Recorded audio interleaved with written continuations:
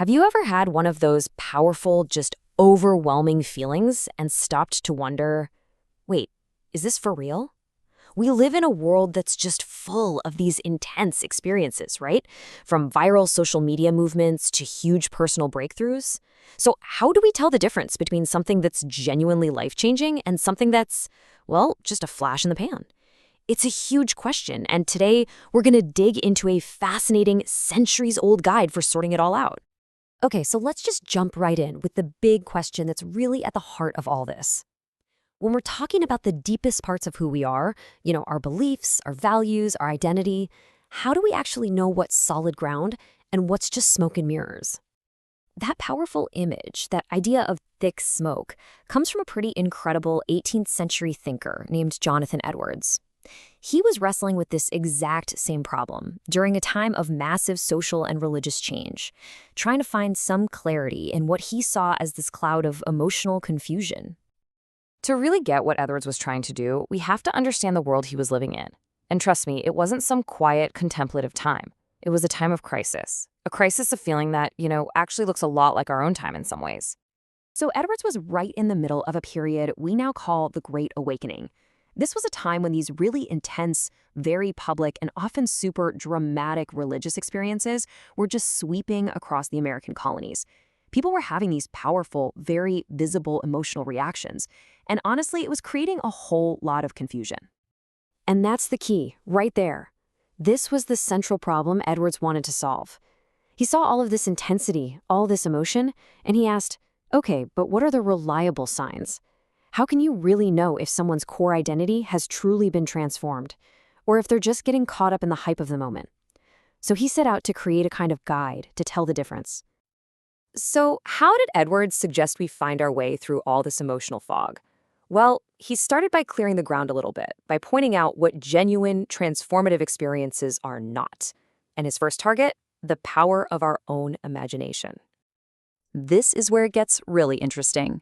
On the left, under unreliable sign, you've got things like seeing vivid mental pictures, or maybe hearing specific words pop into your head. Edwards argued these are just external ideas messing with our imagination. They're not the real deal. Now look at the right side, the reliable sign.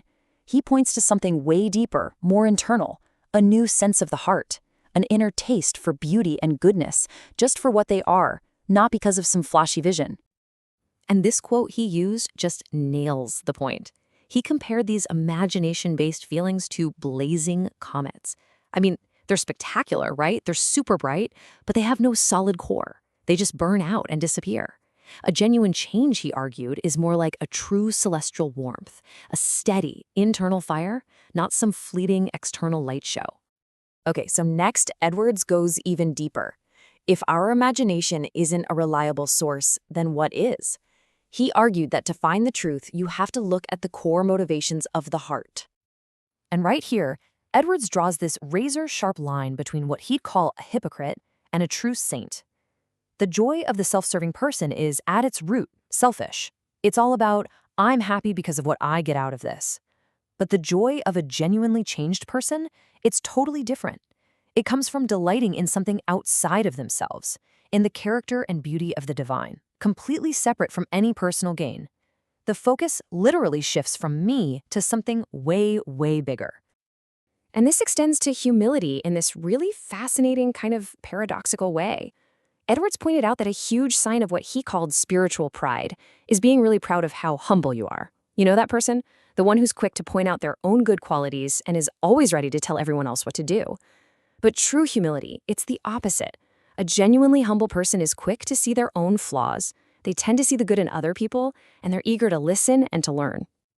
So, after clearing away all these unreliable signs, the wild imagination, the selfish joy, the fake humility, Edwards finally gets to his big reveal. He lays out the single most important piece of evidence for genuine change. And there it is. The number one sign, according to Edwards, isn't some internal feeling or a mystical experience at all. Nope, it's something external, something you can actually see, something that's proven over time, a person's practice. Basically, what you consistently do means a whole lot more than what you intensely feel. Now, Edwards was super specific about what he meant by practice. He wasn't talking about being perfect, not at all. He meant that the consistent direction, the main business of a person's life, is shaped by their values. It applies to all parts of their life, not just when it's easy. It's their main focus, not just a weekend hobby. And, maybe most importantly, it lasts. It keeps going through good times and bad, all the way to the end. But okay, how does someone's entire life get reoriented like that? I mean, that's a huge shift. To explain this profound internal change, Edwards used this really beautiful and powerful analogy that he called the seal of the spirit. So picture this, an ancient royal seal. It's got the king's unique image, his character carved right into it. When you press that seal into hot wax, it leaves a permanent, unmistakable impression of the king. Edwards said that's exactly how real transformation works. An outside influence, which for him was the Spirit of God, acts like that seal, pressing a new character onto a person's heart, leaving this lasting, holy stamp that completely reshapes who they are and what they do, from the inside out. So let's bring this all home. These ideas are almost 300 years old. Why on earth should we care about this today in our world of social media, self-help gurus, and very public declarations of who we are? Well, first, true authenticity isn't about how intense an experience is. It's about the consistency of our character over the long haul. Second, the most reliable proof of what someone really believes isn't what they say, it's what they do, day in and day out. Third, genuine change usually leads to a kind of quiet humility, not a constant need to shout about how virtuous you are.